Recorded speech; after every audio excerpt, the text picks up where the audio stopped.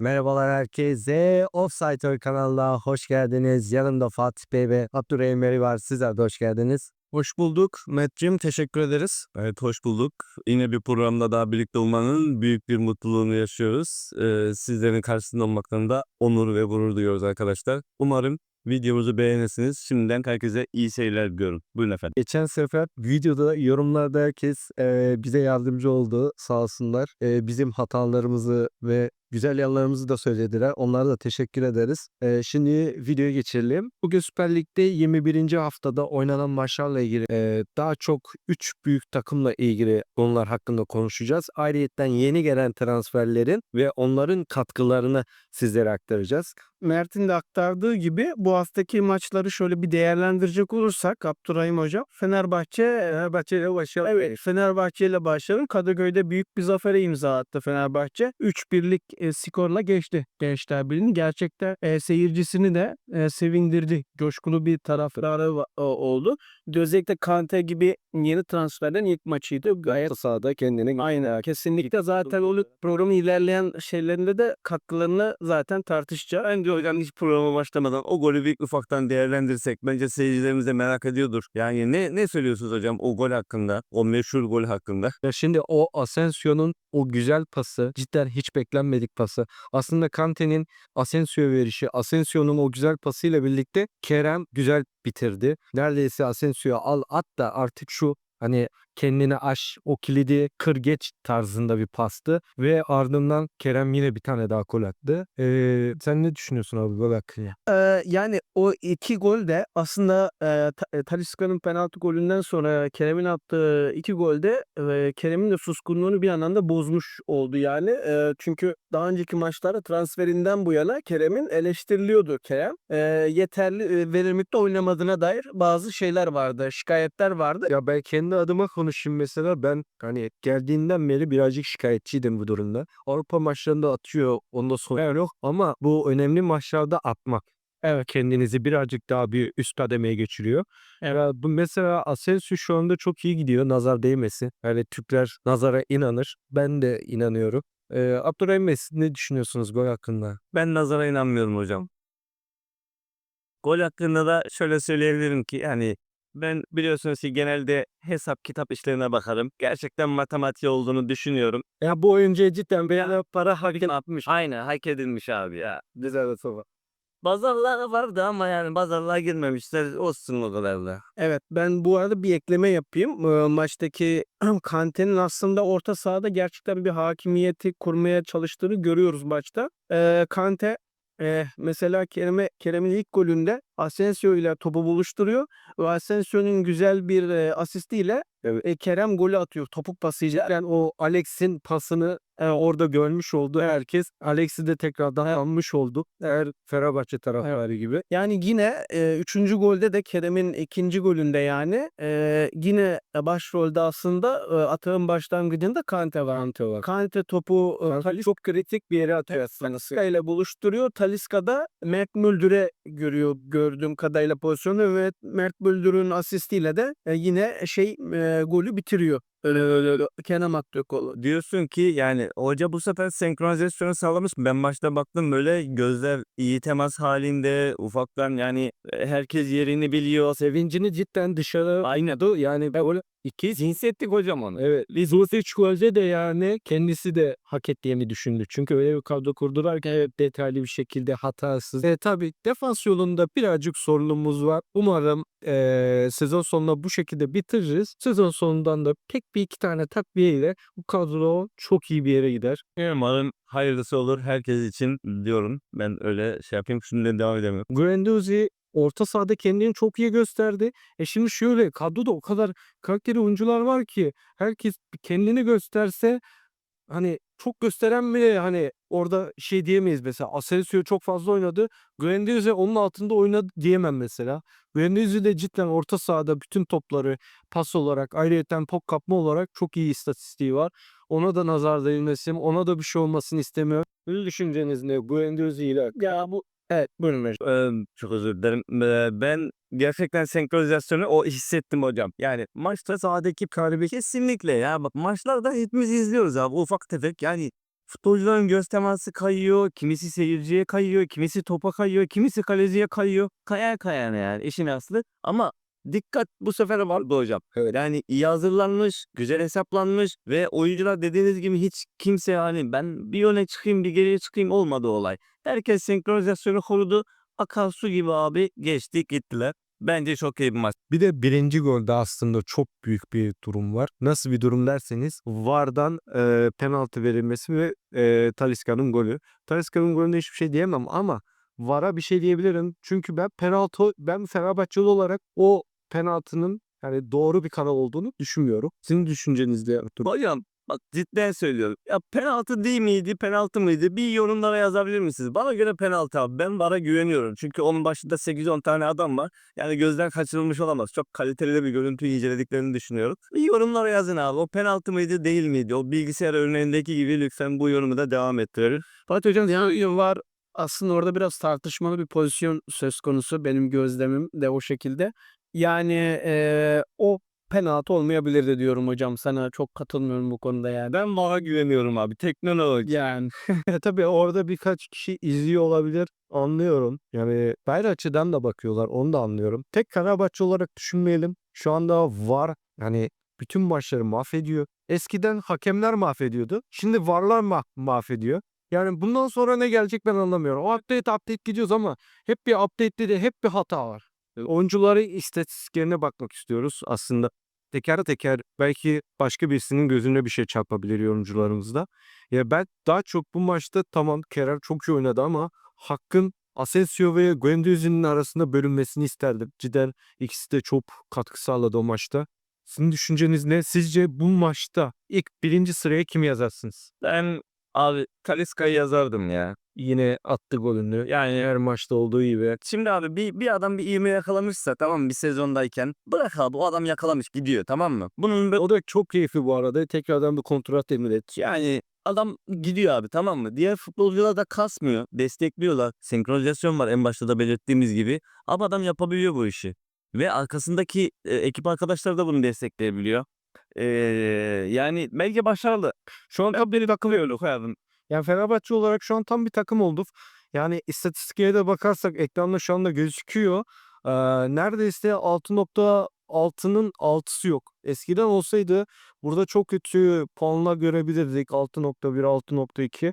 Ama şu an herkes elinden geleni yaptı. Mert'e en düşük notu Ederson almış 6.5 gördüğüm kadarıyla az top geldiği için. Yok o çok geride durduğu sürece arada ya.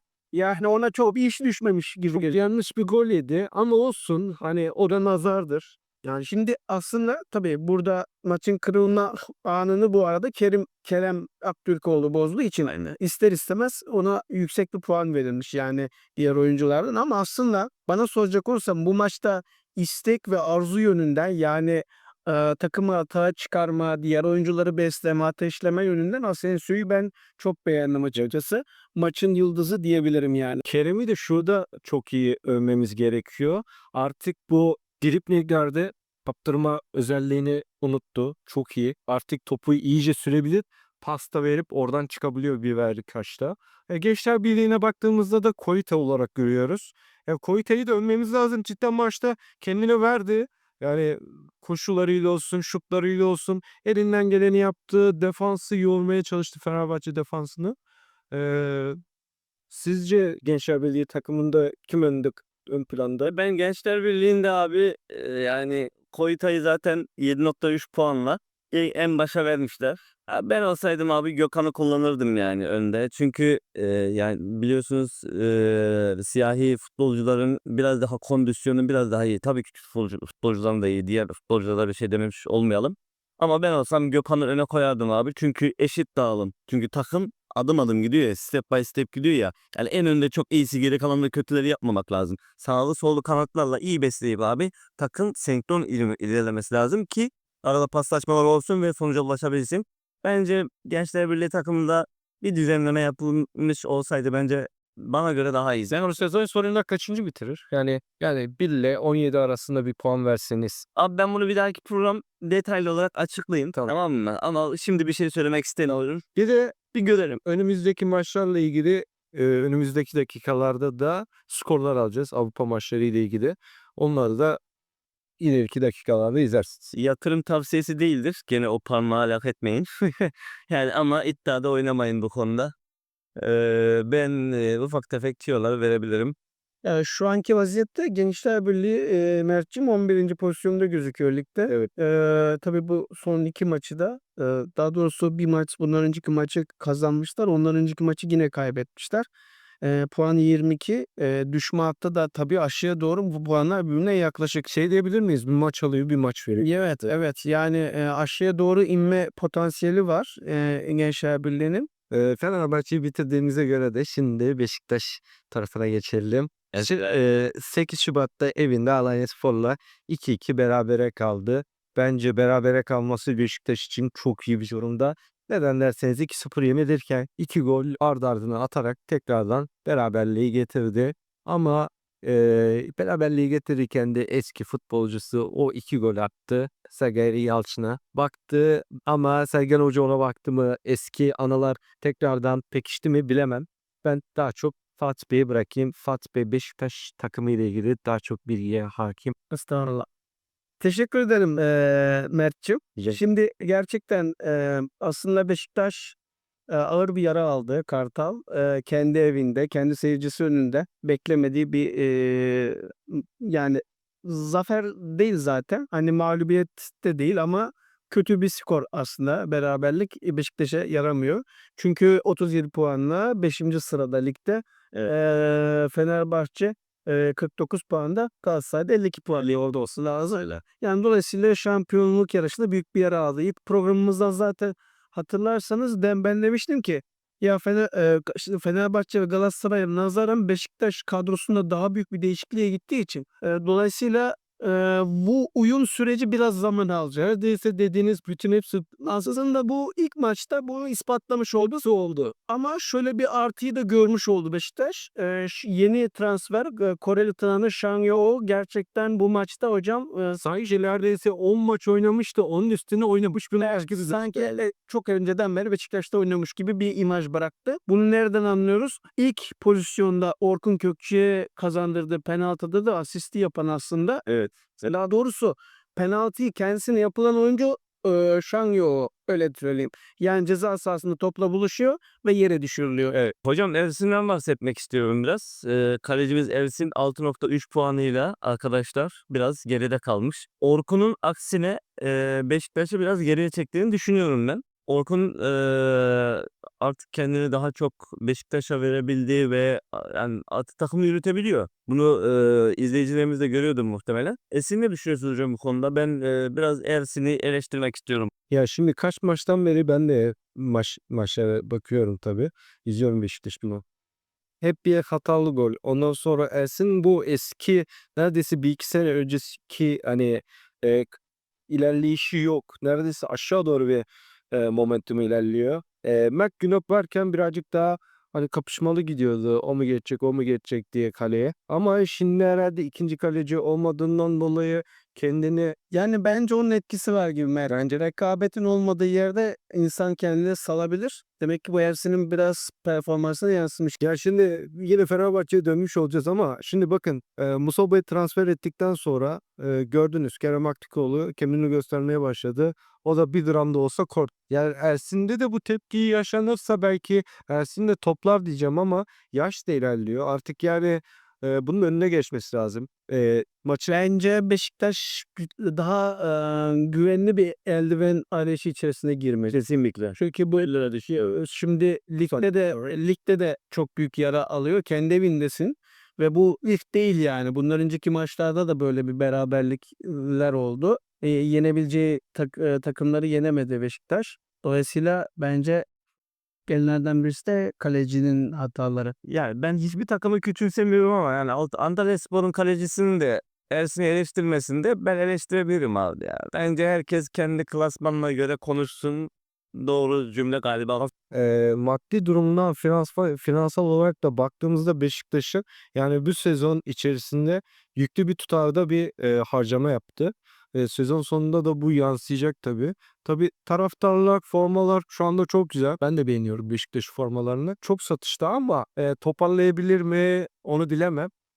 Yani yeni bir kaleci alabilir miydi ilk yarıda? Bu çok zor Beşiktaş için. Agbadu cidden tebrik ederim, bu transfer çok iyi kapattınız. Bu konuda da ya benim derecelendirmeme baktığımızda maç skorundaki ben 10 puan veriyorum. Ayrıyeten Orkun Gökçe'ye maçta iyi pas dağıttı. O da Benfica'dan geldi. O kilidi açtı. Aynı Kerem gibi. Birkaç maçtan beri de iyi oynuyor. Tebrik ederim onu. Ona da puanım 9. Yeni gelen Yehong oyuncumuz, oyuncum, Kareli oyuncumuza da ona da 9,5 puan veriyorum.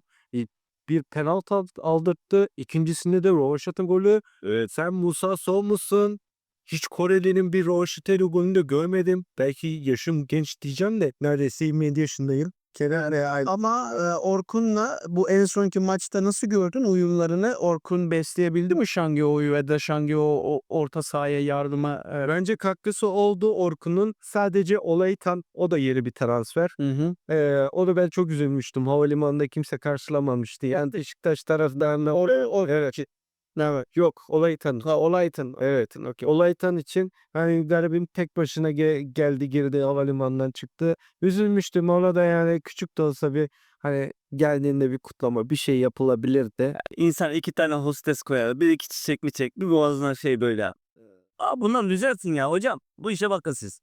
Rıdvan'a baktığımızda da Rıdvan'da da eskisi gibi, yani tabii Beşiktaş'tan transfer oldu. Tekrardan bir daha geldi. Eski bir adapteliğini alamadım. Belki yeni oyuncularla birlikte kendini adapte eder ve puanını arttırır. Bence benim puanım ona 6,5. Sörne'ye baktığımızda da o golü atsaydı Beşiktaş bir tekrardan morallenirdi. Yeni gelen transferlerle birlikte gol attık. Ondan sonra tekrardan geliyoruz tarzında bir göndermeler olabilirdi başkan tarafından veya teknik direktör tarafından. Ama onlar da elinden geleni yaptı. Anlıyorum ama Sönne'ye de 6,5 veriyorum.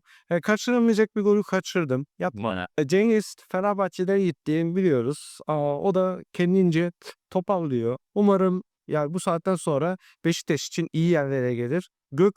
Gökhan'ı fazla tanımıyorum ama burada puanını gördüğüm kadarıyla 6,8. Maçta da kendisini fazla göremedim. Ben beğenmedim onu. Ona da 6,6 veriyorum. Endidi'ye baktığımızda Endidi'ye zaten söylenecek bir kelime yok. Orta sahanın neredeyse defans orta sahanın elinden geleni yapıyor. Orkun da besliyor. Umarım olay temli de uyumu daha iyi olur. Benim puanlamalarım böyle. Endidi'ye de 8,5 veriyorum ben. Evet, fazla da Yani ben aslında hani bir de tabii burada benim de gördüğüm belli başlı puanlar var ama şimdi burada mesela enlerine mesela geçecek olursak Şanyo gerçekten maçın adamı diyebilirim. beklenmedik bir performans bir anda. Evet yani o ilk oyuncuya göre o da gerçekten 10 üzerinden bence 9 puanı hak ediyor maçta. Çünkü ilk maç olmasına rağmen sanki yıllardır Beşiktaş'ta oynar gibi bir şey yaptı ve 12. oyuncu dediğimiz seyirciyi de sadece tek çok şeyler. Evet, çok önemli bir şey. Dolayısıyla bunu da eklemek lazım. Orkun yine gerçekten ön plana çıkan oyunculardan başarı yüzdesini gidiyor. Hani geçtikçe arttırıyor. O da 8,5'u hak etti de diyebiliriz. Başka dikkatimi çeken oyunculardan mesela Cerny biraz şey yaptı yani. Oyuna girmeye çalıştı. Gol pozisyonu kaçırdı. O da bir 6,5 puanı hak etti. Onun haricinde bir de hani kötü açıdan bakacak olursak Ersin yani bir de bu şeyin eksi yönden enlerine bakalım.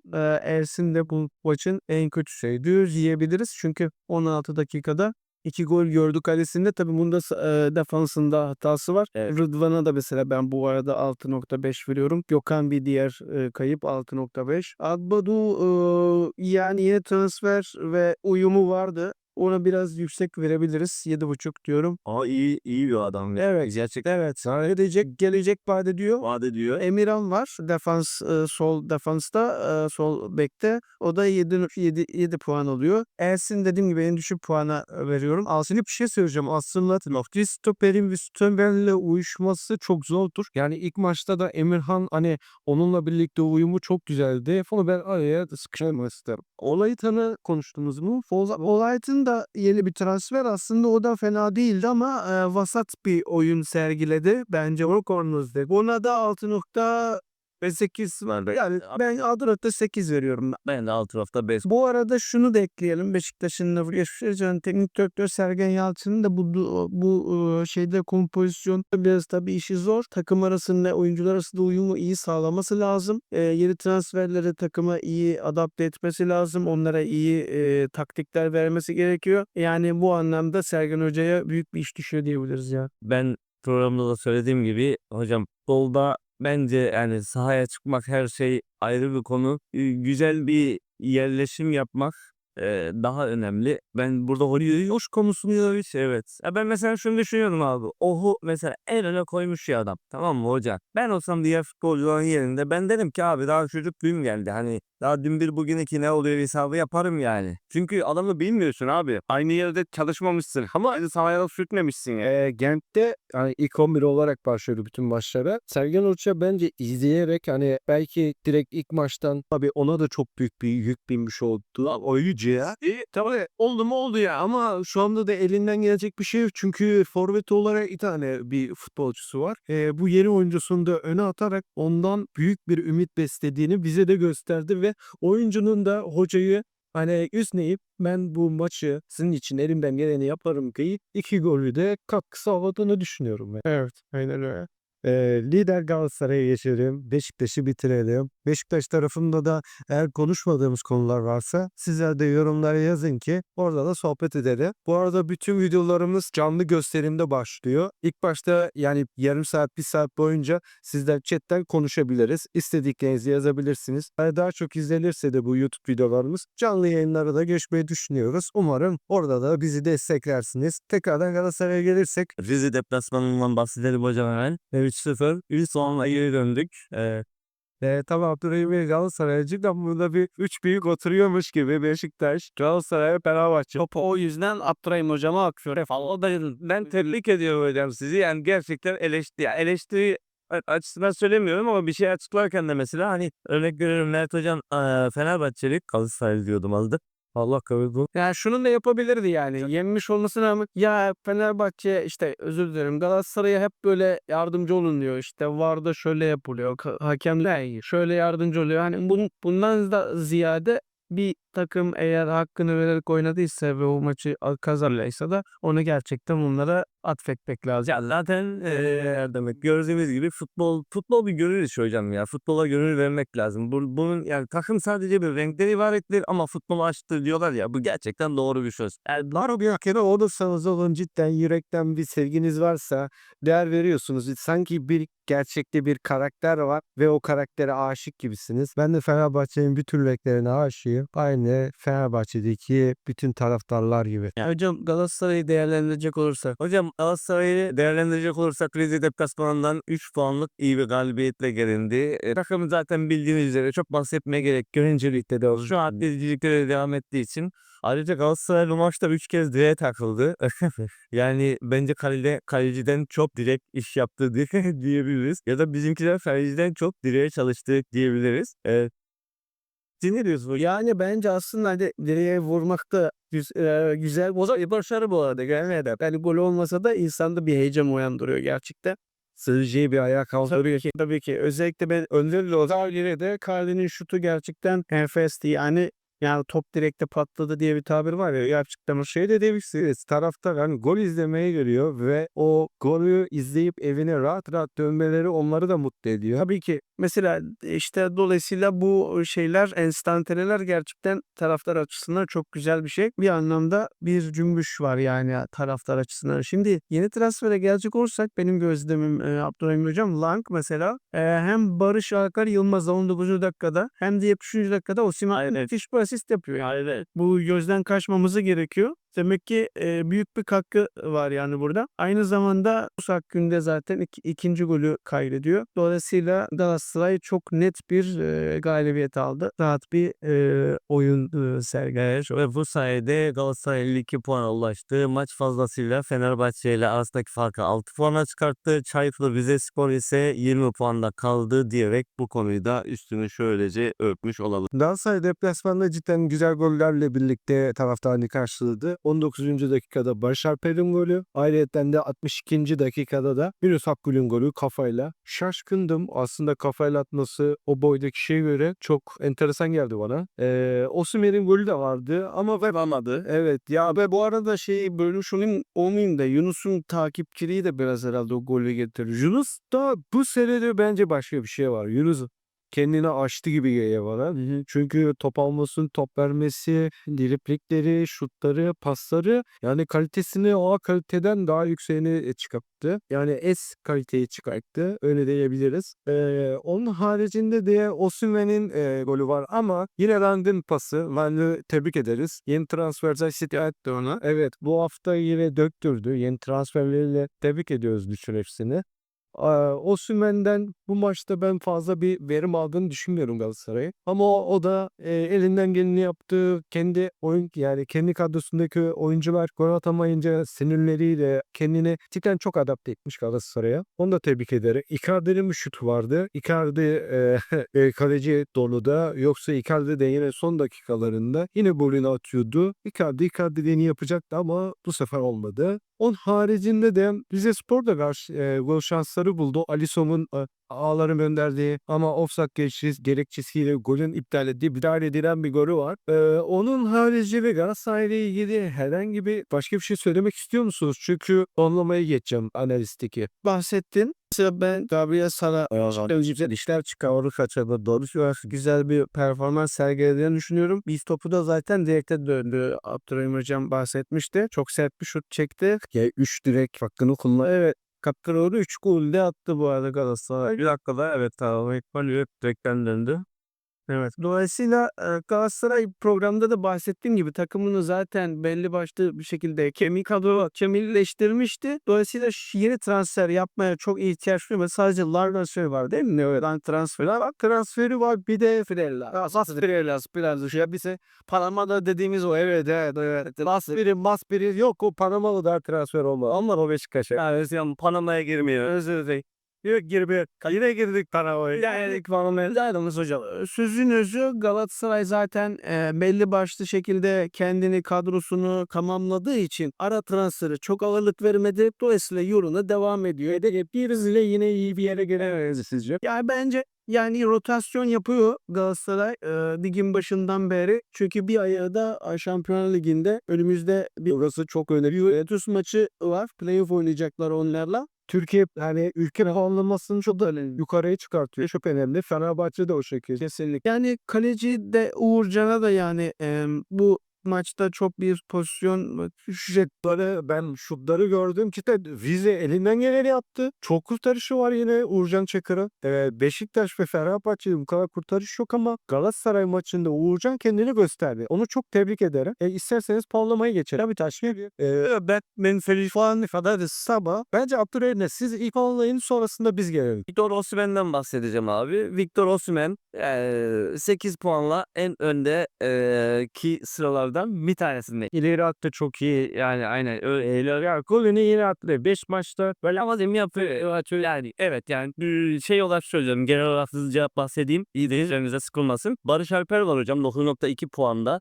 Bence Barış'ın şeyleri de çok iyi yani herhangi birisiyle senkron olması çok mükemmel. Tabii tamam. Salah Emery arası iyi ve Raşat Tasavvur'u da Yunus'la da Alveri çok iyi yapabilir. Ve müthiş bir dribbling yani seri var. Potansiyeli çok yüksek. Ve Türkiye'de cidden dribling'de hani Türk oyuncularda iyi bir yer. Zaten milli formaya da dikkat edersin bırakmıyor. Birçok oyuncu yurt dışından bizim Türk oyuncular girerken Türk takımlarından da Barış Alper o formayı neredeyse üzerine geçirdi bırakmıyor diyebiliriz yani. Sizce ikinci oyuncu kim? Siz haber puanlamanızda. Abi ben Blanc buradan 7.4 puan vermişler ama hani yeni transfer kesinlikle ben adama güveniyorum abi yani belli gözlerinde o ışık var. Ben bir de sıralamada Sanchez'in de geride kaldığını düşünüyorum abi. Sanchez de kadroda eskiden kemikleşmiş bir yapısı var ve senkronizasyonu çok iyi. Yani Abdülkerim defans açısıyla cidden elinden geleni yaptı. Evet, Sanchez. Abdülkerim'de kaptan. Kendi puanlamamda ona az vereceğim şimdi. Yani ben de biraz Abdülkerim'le kaldım ama adam toparlayacak abi. Ben Maçın vasatlarından ya Galatasaray. Bence birazcık kası azaltması lazım. Çok kaslı. Ondan dolayı ağır bir futbol ve yetişemiyor. Zaten bunu City maçında gördünüz. Umarım bir daha da öyle bir şey yaşamaz. Çünkü alay konusu oldu. Bugün Torreira hakkında ne düşünüyorsunuz? Torreira'nın puanlaması da çok kötü durumda. Sadece puanınız nedir? Torreira bence hocam Torreira'dan bahsedecek olursak Torreira eski maçlarını artık aratır oldu. Yani yeni maçlarda performans göstermekte biraz zorlanıyor. Sara iyiyken Torreira kötü, Torreira iyiyken Sara kötü. Galatasaray ikisini bence adapte edemedi. Torreira bir de yaşlandı. Sezon sonunda benim görüşüm gitmesi. Evet, yani bu kadar yeter. Aldığını aldı Galatasaray. Peki hocam Uğurcan hakkında ne düşünüyorsun? Ben Uğurcan'ı çok beğenerek yapıyorum ama. Uğurcan çok iyi bir durumda. Trabzon aslında var ya, Uğurcan'ı satmasaydı Aynen. şu andaki kadroyla Muçi, evet, ondan sonra onu açıyor. Bir de kalecisi Uğurcan. Evet. Ya belki şu anda ne biri ne ikincisi, yani birinci sıraları bile oynardı. Şu anda da iyi durumda. Şunu ben bilmiyorum, ondan emin olamıyorum.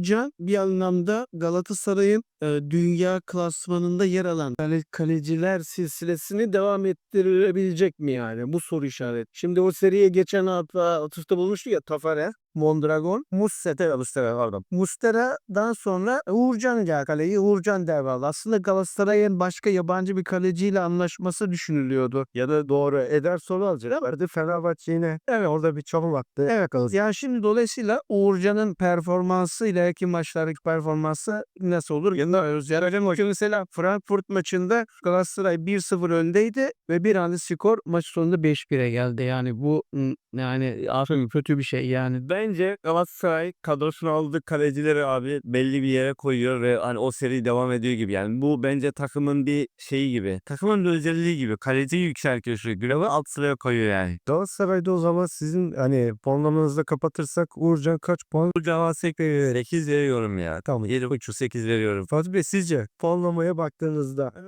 İyi maçın en iyisi diyelim Barış Alper. Kesinlikle 9 Puanı veriyoruz. Osimhen, ondan sonra Osimhen araya çık. Osimhen'e özür dilerim. Osimhen 3. sırada koyarım herhalde. 7,5 puan.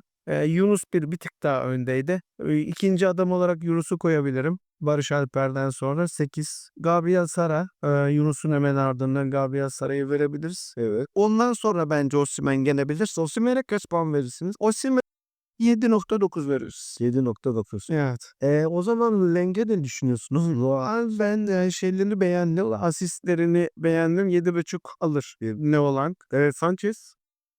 Sanchez açıkçası hani defansta kendinden bekleneni yani Abdülkerim'e göre daha at yani bir tık daha fazla verdiğini öngörürsek 7,5 Sanchez. Salah'ı yani eski şeylerini aratır bir şekilde o da 7,3 ya da Ama işte de Barış'ı birazcık orada destekliyor. evet. Kaleci Uğurcan'a da işte 7,5 verebiliriz maçı. Ya da sadece soracağım. Jakobs için yani o da Salah gibi çok kendini gösteremedi açıkçası. O kanatta biraz Zey'e açık alan bırak. Orada biraz rahat. Orhan çok geldi. Evet. Dolayısıyla Jakobs da maçın vasatlarından 7,5. Tavsiyem ki o seride bir Sanchez kaldı bir şey hocam. Geri kalan yani geri perdeyi biraz hoca Evet. arka planda bırakmış diyebiliriz. Mert biraz önce Uğurcan Çakır'dan bahsederken aslında bu arada Trabzon'a da bir parantez açmak lazım. Yani Uğurcan'ın eski takım arkadaşları Onuachu ve Ernest Muçi gerçekten müthiş bir performans sergilediler. En son Samsunspor deplasmanından Trabzonspor müthiş bir galibiyetle 3 gollü 3 puanı 3 golle aldılar. Samsunspor kalecisi cidden tebrik ederiz. Evet, hani orada geleni yaptı. Evet, gol yedi ama evet daha fazlasını da yiyebilir. Yani kesinlikle kaleci Okan gerçekten Samsun'un en iyisi diyebiliriz. Samsun aslında çok iyi oynuyordu. Lige ilk başladığında evet, gidiyordu ama defans hattında bir sorunu var benim gördüğüm kadarıyla. Evet, defans hattı ve hata var zaten. Ama defansta da Gol üretemiyor. Ve defansta hatalar mevcut. Dolayısıyla bu da kendisini nasıl gösteriyor? Bir anlamda fazla gol yiyor ve maç kazanamıyor. Samsun da ister istemez geriye düşüyor. Onların bir Avrupa Konferans Ligi şeyi de vardı, macerası da vardı ama o maalesef sona erdi. Keşke ilerlese. Keşke çok hissedemadığına da çok güzel bir artı oldu. Samsun gibi yani köklü bir Türk takımında ve buralarda görmek bize onur veriyordu. Tabii bu son maçlar Onuachu 2 golle taçlandırdı bu galibiyeti. Buna özellikle Enes Muçi müthiş bir asist yaptı Beşiktaş'tan sonra da Enes Muçi attı. Ya Beşiktaş'tan sonra da Enes Buç açıldı. Evet, o da enteresan. Mesela Semih Kılıçsoy transferi oldu. Semih Kılıçsoy gittikten sonra evet o da açıldı. O da burada. Şimdi burada soru işareti şu. Beşiktaş gerçekten oynatamıyor mu bu oyuncuları yani? Doğru pozisyonlara koyamıyor mu? Bakın sadece golde de değil. Asist tarafında da çok iyi gidiyor. Yani hem gol hem asist. Yani 10 numarada oynayan bir oyuncuya göre çok iyi ilerlemesi var. Evet. İstersen burada yani takımların şeyini kapatın. Trabzon'a belki son olarak şunu da söyleyebiliriz. Ligde de bu arada 3. sırada Trabzonspor. O bakımdan da bir yandan da şampiyonada belki diğer takımların gerisinde ama şeyi var. İddiası var hocam. 45 puan, 52 puan Galatasaray, 49 puan Fenerbahçe. Beşiktaş'ın önünde yani 3 büyük diye Beşiktaş'ı da koyuyoruz ama şu anki dönem baktığımızda 4 büyüklerin arasında bile giremiyor Beşiktaş. Dolayısıyla Trabzon bu anlamda tebrik ediyorum ya. Samsunspor top oynama istatistiğinde cidden Trabzon'da ilacı yatılı ya. %53 ve önünde %47'de Trabzon top oynamış. Aslında Samsun oynamış, paslaşmış ama gol yollarıyla sıkışıyor yani gurur olmuş. Ve defans hattında da bir sorunlar yaşamış. Hocanın belki tekrardan oraya bir müdahale etmesi gerekiyor. Galatasaray Avrupa Ligi'nde tabii şu anda Juventus'ta oynayacak. 17 Şubat'ta Salı günü saatte 20.45'te Türkiye saatiyle. Ve maçta sizce skor ne olur Fatih Bey? Yani Juventus karşısında Galatasaray'ın ben ilk maçta yani bir farklı skorla Galatasaray'ın alabileceğini düşünüyorum. Ya şöyle o zaman 2-1 veya Evet, ben de 2-1, 1-0 ya da 3-2. Ben 2-1 ucuzaydı onlar mı oraya geldi yani. Deplasmanda da berabere kaldı anlaşılmıyorum. yani sizin dediğinize göre bir puanla bitirecek. Evet. Abdurrahim Bey'in dediğine göre de 2-1 yazaracak. Diyorum. Zaten Galatasaray yani önceki sezonlara bakarsak da hep böyle çok Avrupa'ya çıktığı zaman çok büyük farklarla gitmemiştir. Küçük küçük farklarla hani eğer ki lider pozisyonda ilerliyorsa küçük küçük farklarla çok böyle sinilmeden Avrupa pozisyonunda kapatmış geliyor. Ben de yani 1-1 gibi bir beraber bekliyorum Juventus'la. Juventus'un elinde 2-1 gibi bir galibiyette bekliyorum Galatasaray'ın kendi evinde. Topu ben alayım. Benim size göre skorum çok farklı olacak. Çünkü Galatasaray ne zaman böyle büyük bir kulüple oynadığında tökezliyor. Ya o maçlarda ya 1-0 yeniyor ya 1-0 yeniyor. Benim düşüncem 1-0. Juventus'un yeneceği de 17 Şubat günü saat 20.45'te ve maçı izleyebilirsiniz. Şampiyonlar Ligi maçını tarihinde belirtmek isterim. Fenerbahçe'ye geldiğimizde de Nottingham Forest'ta oynayacak. O da bir Premier Ligi'nde bir takım. 17. sırada olduğuna bakma. Geçen maçlarda Porto'yu yenmişlerdi. O aklımda kalmış benim. 19 Şubat günü Perşembe günü saat 20.45'te de bu maçı izleyebilirsiniz. Galatasaray maçından 2 gün sonra bu maçı da Türkiye'deki TRT kanalından izleyebilirsiniz. Skorlarınızı alalım. İlk maçı yine Fenerbahçe evinde oynuyoruz. Berabere kalabileceğini düşünüyorum ben Fenerbahçe'nin. Gollü beraberlik üzerine düşünüyorum. 1-1 ya da 2-2 Olabilir. Çünkü Fenerbahçe şu anda hem defansta hem de forvette birazcık ölçüğü var. Nottingham Forest'ın kendi evindeki maçta da Fenerbahçe'yi yenemeyeceğini düşünüyorum. 1 ya da 2 farklı skorlar İngiltere'de yeneceğini düşünüyorum. Yani ben de İngiltere'de beraberlik bekliyorum. Bir farkla veya Çünkü ev maçındayız. Taraftar da düşünün. ben bir farkla alabileceğini düşünüyorum. Yatırım tavsiyesi değildir. Kesinlikle iddiayı bu yönde oynamayın. Fenerbahçe evde berabere kalacağını düşünüyorum ben de Fatih Bey gibi. Ama deplasmanda yeneceğini düşünüyorum.